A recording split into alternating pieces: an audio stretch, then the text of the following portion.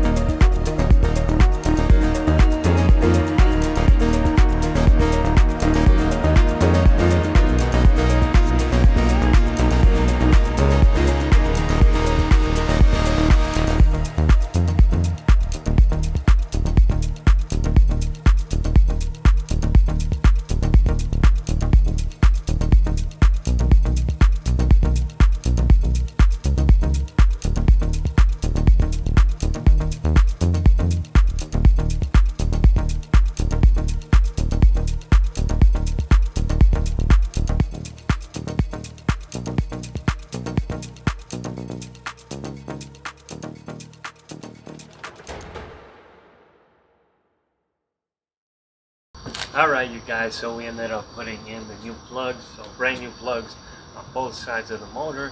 Takes 16 in total with a little bit of dielectrical grease on the inside boots of the coils. Also put a little bit of anti-seed on the spark plugs, very little.